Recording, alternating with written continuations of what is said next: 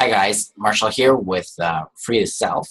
Today we're going to talk about emotion management, specifically emotion mastery and what that looks like in our free class today. So I've muted everybody and removed their cameras so that we can just have a simple conversation and we'll move through this quickly. If you have questions or remarks, just type them into the chat box. I'll see them and then we can start addressing them when they come up. So I'm Marshall Bircher. I run the company called Free the Self. I am its founder, and I've been doing this for about 9 years. Some of my background is I'm trained as a shaman, specifically focusing in grief management and emotional movement flow. Trained in that. I spent 6 months in a very concerted program for that, and then another 18 months follow-up exploration and further skills development. In tandem with that, I also trained in relationship dynamics under a man named Robert Bilton, who is a therapist out of Manitoba, Canada. The shaman I've trained under, his name is Robert Duan. He's out of Aspen, Colorado. And so I've spent a number of years managing, helping people manage their emotions, helping them understand what they are and then move from resistance to acceptance, allowance, and release of the feeling without having to make the situation change, in other words. So I didn't have to deal with that at that level. In other words, the situation doesn't have to change. The emotions towards it can change. And when we come out of an emotional block, per se, we're able to make a more effective choice about what we're facing, what we're doing. So, for instance, if I'm in a circumstance where I'm having a lot of anxiety, that anxiety is going to make me want to try to control things. It's going to make me want to try to force things. It could lead me into behaviors that might sabotage an effective outcome, like running, or freezing, or fighting. So if I can let go of that anxiety, I can open up to pragmatic solutions and actions that will solve that problem for me, rather than the reactive state that the anxiety puts us in. Some of my personal background, I grew up with chronic depression and severe anxiety. I was diagnosed at the age of 8. I worked very hard to try to suppress that and to get through it. I dealt with an immense amount of shame and guilt. The toxic situation I found myself in as a child with parents that were not capable of emotionally bonding with their children, it was a real challenge. So I dealt with some narcissistic people in my life, as well as in myself. We all have narcissism. There's healthy and unhealthy narcissism. And I've had to work through some of those aspects for myself as well. So a lot of this work comes from an effort I jumped into about 10 years ago in order to overcome that depression and anxiety, to overcome the shame, and to start living life from a place where I felt good, where I felt happy with myself and that I wanted. I mean, how many times do we live a life that we want? It's not very often. We usually try to play the game of getting the job, the marriage, the children, the money, whatever it might be that we think is important. We're not really in touch with what we want and what we want to accomplish. So over the past 10 years, I've learned a lot of skills, a lot of techniques, and a lot of secrets that help us manage our emotions effectively that aren't things that I found within traditional therapy, counseling, things like that. So that's what we're going to explore a bit today. I've got a list on the screen, so when I look over there, I'm just referencing it for sanity's sake. So put that up here. So I've been coaching people one-on-one for 9 years, and doing that through packages that I sell. And this has given me a lot of insight into how people work at a deeper level and what it looks like for them. So a lot of my experience comes from that arena. Dealt with single people, couples, people going through divorces, people looking to get married, people going through big upheavals in their worlds. So, that's kind of my history there. You can learn more at freetheself.com about who I am, what I do, And yeah, so now let's get to it. So what we're going to explore today is 4 basic concepts. First one is what is healing, and then the second one is what healing is not. Then the common pitfalls is the third one, and then the common barriers to healing is the fourth one. I'm hoping that this will give you an opportunity to understand why you might be stuck in certain areas, or how you can begin to work through some of the challenges you're facing. At the end of this, I'm going to give you an opportunity to enroll in Emotion Mastery, which is my 52-week course on emotions. And we'll discuss that more closer to the end of this, so you get an understanding what we're going to be dealing with and get a chance to jump in on that. So, what is healing? What do we think healing means? So what do you guys think healing means for you?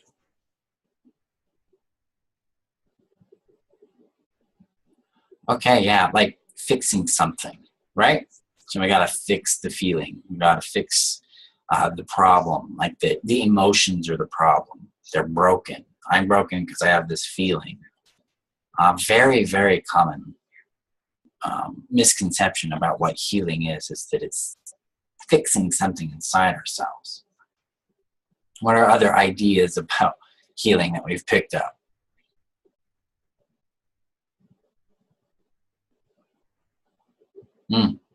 Like shoving it down, getting over it, like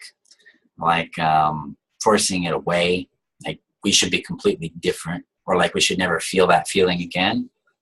Right. Yeah. Now, you're really highlighting a lot of what healing is not. Healing is not about fixing a feeling or getting rid or eliminating a feeling. It's also not about changing other people or circumstances. When we heal as individuals, we're going to do different behaviors that will cause circumstances to change and relationships to shift. But our healing innately doesn't change them or those things. So what healing really is, it's about closure with a point of view we have about an emotion, a circumstance, a person, an event. So if I, for instance, if I have a relationship to an event where I felt like I was a shameful person, I was attacked or abused in such a way that I felt small and shameful and unwanted or like a burden, the healing in that would be to come out on the other side of that with a new awareness that comes from within me as I would release and affirm and explore those feelings. So in a lot of ways, healing is about growth. It's about an expansion into our awareness about who we are and what we do. And that shifts our relationship to the event, and that can lead us towards closure. Now, sometimes in that process, we've got grief, and grief gets in there, and we've got to live with kind of the consequences that come from these things. Part of our healing sometimes is realizing that maybe we didn't have the parents we thought we did.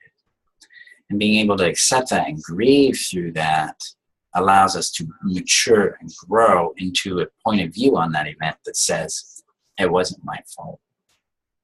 I'm enough despite what happened.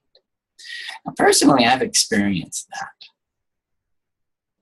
Right, yeah, that's what other people have, yeah, exactly there. So that's important. What we're seeing here is this experience of shift in our point of view. It's like the situation no longer means like I'm shameful. Maybe it means like, oh, they're broken, or they have a problem over there. But also means I'm okay. I'm enough. So healing is also the ability to release ownership and judgment for things that are not ours. You know, other people's behavior, we often take responsibility for. Their judgments we take as truth, and that's not reality. Their judgments are a conclusion they've come up with that may work for them, but if we disagree with it, we don't have to own it. We don't have to change it. Once we start accepting that other people see something differently from ourselves, we get a chance to have a more honest relationship with them and break through any barriers that might be there, and come to an honest point of view about what we want. Do we want to stay in a relationship with that person? Are we able to make a bridge or to overcome that impasse? That kind of stuff.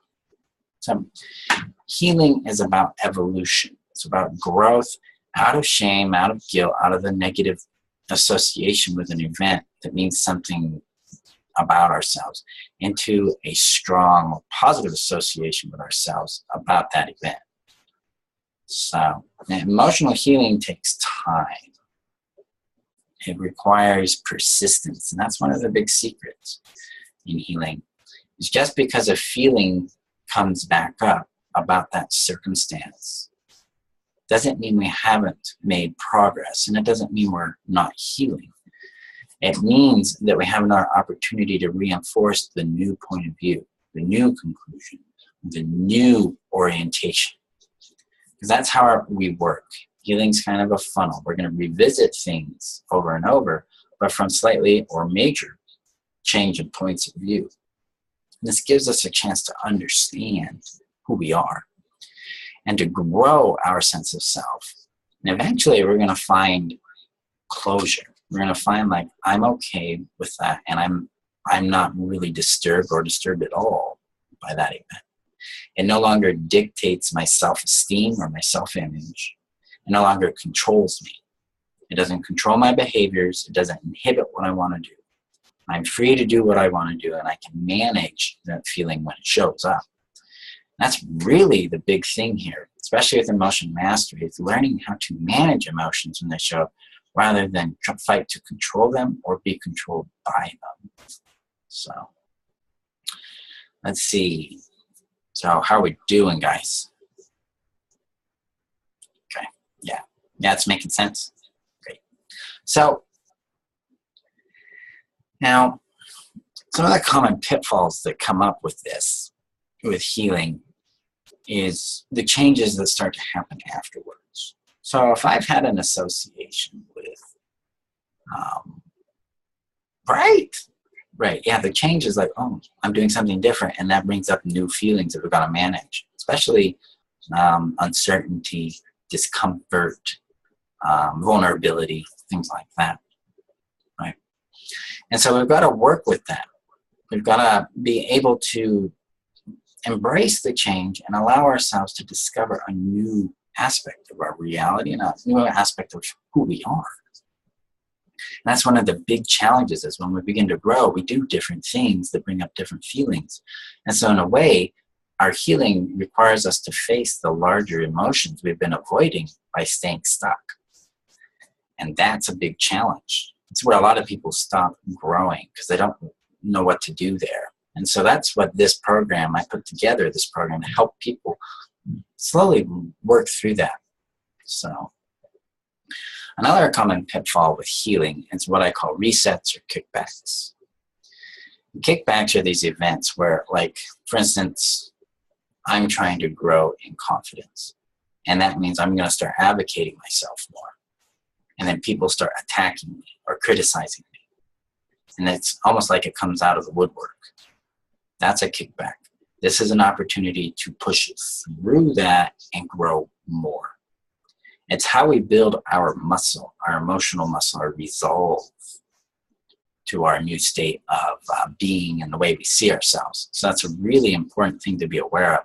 How we manage kickbacks with the tool sets that are taught in emotion mastery allow us to break through those very quickly, to recognize when they're happening, and then to target, retarget, or refocus back to our original goal, which is being strong, vibrant, being who we choose to be from that place. Okay. Yes. Now, the other pitfall here, and this relates to persistence that I mentioned a few moments ago. A lot of people want it done instantly. Poof. I want it healed now. Boom. Let's do this. Yeah, right? We can all relate to that, right? Okay. Yep. Yeah, thank you, Sandra. So, yeah, that's very, very true. We think that healing should take only one thing, should be a one-time event, and it should be simple. an instant. And there are moments where we have instantaneous healing or spontaneous healing. That happens. But majority of us are going to experience the requirement of persistence. That's where we give ourselves the chance to push through what we're facing, to deal with the kickbacks, to deal with the cycle of pattern that comes up, and then to address it straight on and straight forward. So that's what persistence is. So if I have a situation where I've felt a lot of shame in, for instance, and now I want to feel confident in it, I'm going to need to be persistent in facing those situations and choosing confidence over the shame. Because that's the other component. Once we start to feel confidence in that kind of circumstance, then we need to start reinforcing it by repeating it and favoring it, rather than going back to the comfort zone of shame or whatever feeling we previously were feeling that we don't want to anymore. And that's what persistence is. It's a repetitious process of choosing our new point of view and feeling over and over again. Now, this can be labored by pressure, by attachments, by fear, and we need to be very conscious of that, because those are some of the barriers to healing. And those barriers tend to get in the way of us actually experiencing it. Now, let's bring another component up as to what healing is. It's not just a mental shift. It's not just how I see things or how I think. It's also how I feel. And effective emotional healing creates a different feeling state towards the old circumstance, event, or stimulus. So if I'm, like, for instance, I had a lot of anxiety about meeting new people. And so changing that anxiety to confidence was my goal. I wanted to have fun. I wanted to be open and available. So I started making a very specific action to connect with that. I would imagine myself in a social environment feeling confident, feeling included, belonging. And then I started allowing myself the experience of that in those real circumstances. I started assuming approval and stepping into it and going, okay, this is what this feels like. And while I'm actually in the circumstance, I'm affirming it. I'm going, this is enough. This is good. I'm doing great. And that's actually one of the tools we use as an affirming question tool for those kinds of experiences. It helps us connect through what we're dealing with. So that's a really powerful place for us to go. But that's part of how persistence works. And it gets us out of our barriers. And it helps healing really solidifying in the emotions where we're at. So I'm going to scoot back a little so you can see, like, I'm pointing here to my heart kind of thing. So that's what really healing does. We get that emotional shift. So how are we doing? Okay, yeah, this is making sense. Okay, great. So some of the other common barriers as our expectations. So how many of us have expectations that healing will result in a massive transformation of some sort of circumstance? Like, like your job will get better. People will stop being right, they'll stop being assholes, right? Because you changed, they'll change. Yeah. Or even better, this is one that comes up frequently, is I'm healed, I feel much better or different about myself, but the same kind of pattern still going on with the people I interface with, like maybe they're dating or they're in a job or a relationship. Healing is not designed to change them. It's designed to change us. And part of healing is the building of awareness. So when we start looking at that kind of example, you're just becoming more aware of who these people really are. And now it's up to you to take the proactive action of changing the people you choose in your life. And that's one of the big things about healing, is it requires us to make change in the things we choose. So that's a big deal right there. Right. So expectations, are a big barrier. If we're looking for some sort of change out of this, we're going to capture ourselves. And another barrier here, this is a big one, very important. Healing has its own path. It has its own outcome, its own objective. And when we go into trying to heal something in ourselves with an expectation that it should result in A, B, or C, we're unable to receive the healing that's naturally available to us through that organic process of growth and awareness. I have seen this stop clients in their tracks. It has definitely stopped me in my tracks.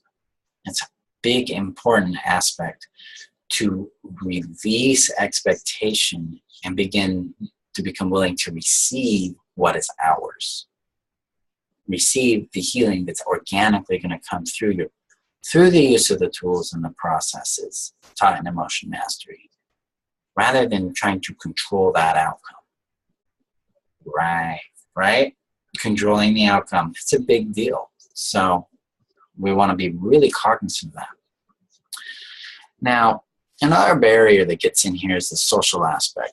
It's the judgment of others. So we're growing, we're changing, we're doing different things.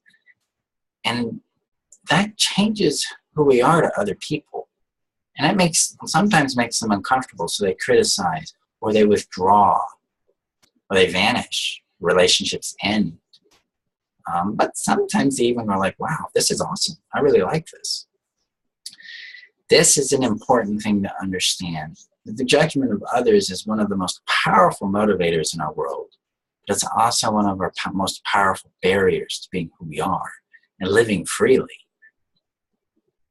So, right, yeah, like, your husband is like, no, I don't like what's going on. You're advocating more. Right. Yeah, see, this gives us an opportunity to shift our relationships into a more connected and honest vibe. So we can get more intimacy. We can also get more honest about what's really going on in it. Yeah, it's a big deal. It's a hard one, but that's where the persistence comes back into play to move through that. That's part of that key there.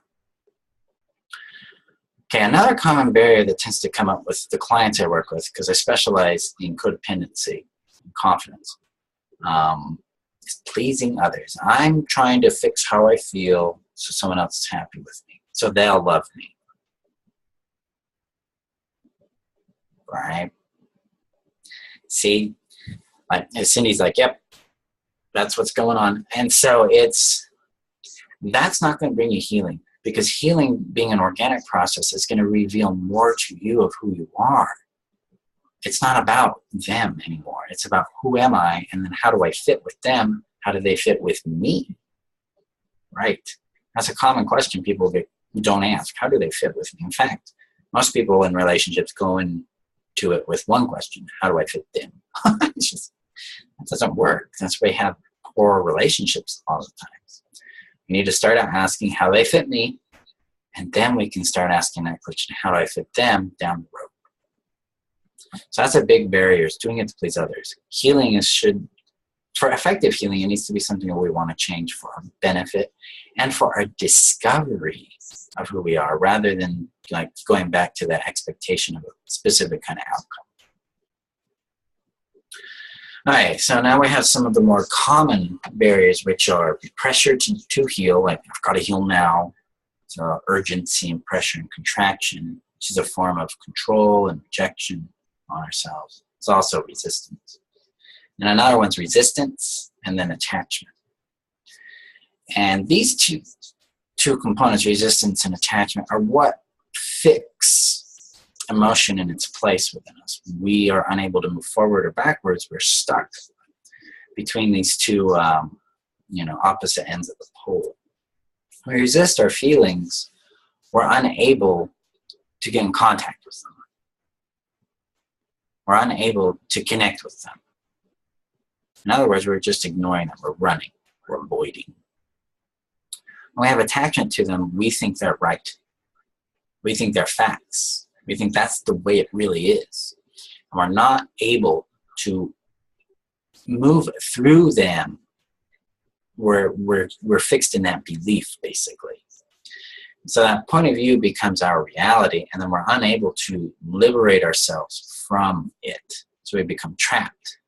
And I have a number of different tools. It's an acronym called CAGE that goes through conclusions, assumptions, judgments, and expectations to help us begin to break out of that. Because once we release our resistance to what we feel, resistance to what's happening, and our attachment to specific kinds of outcomes, we become receptive to what's really going on. And that's where healing and change in life can really happen quickly. So yeah, that's kind of the basic overview of these 4 elements of healing, and where people get themselves stuck, and then what effective healing is. So yeah, how am I doing? Okay, great. So now I want to talk to you a bit about emotion mastery and what this program is and what I'm offering to you today. Emotion mastery is designed to help us address 26 different emotional relationships in our lives. Some of those emotional relationships I've posted on the sign-up page, and they are like getting versus receiving. It's a big one. That'll be next week's class. And then it's the first one in the course, basically. Then evolving anxiety into peace, resolving love versus control in relationships, boredom versus action, dealing with grief, heartbreak, disappointment. Quite a few things, quite a few options there. Just in that we'll be dealing with. So emotion mastery is about addressing those 26 topics that are outlined on that page. So let me get my theme back up here. Yeah, the outline. Here we go. And we're going to do that by once a week. There's going to be a live class. And in this class, we'll address a specific topic. So like the first class is getting in versus receiving. So we'll address that on week 1. Week 2, we're going to have a Q&A so I can talk to you guys about how you're doing, get you a little deeper in it, get you out of where you're stuck so you can get more progress. Now week 3, we'll address topic 2. And then after a week later, we'll have Q&A about that topic. So that's how this is going to work. It's going to run for 52 weeks. Probably not contiguous because there's some vacation time coming, and then there's the holidays and stuff. So probably go out about 60 weeks total. So these are live facilitations just like this. So we'll all get to talk, though. It'll be a community experience. And then you're going to have access to the recordings in the library. In addition to video that of all 8 tools that we use, all 8 concepts we use to help release, and then PDF instructions on those and audio tools too. So there's a huge amount of information and wealth that comes into this program to help you. Like, for instance, let's say you're dealing with shame. You just log into the library, you go to the tool section for releases, and you're like, oh, I'm going to try this release on shame. Boom, you do that. And then maybe the class has already been done for shame. You can go and review that class in the Q&A. Then you have this guidance real time about how to deal with those feelings. I mean, what would that do for your world? Right. It's going to improve how you deal with things. Exactly. You're going to be able to make relationships with that. And it's on the fly. You can access it on your phone. You can access it over your PC. I mean, what else could you ask for? So, yeah, it's really right. There's also a Facebook community, the Emotion Mastery participant group. So you guys can share with each other your discoveries, your challenges. I can work with you there as well. That's included. It's a private group, so you can't get into it unless you purchase the program. So it's exclusive that way. And yeah, let's see. Now,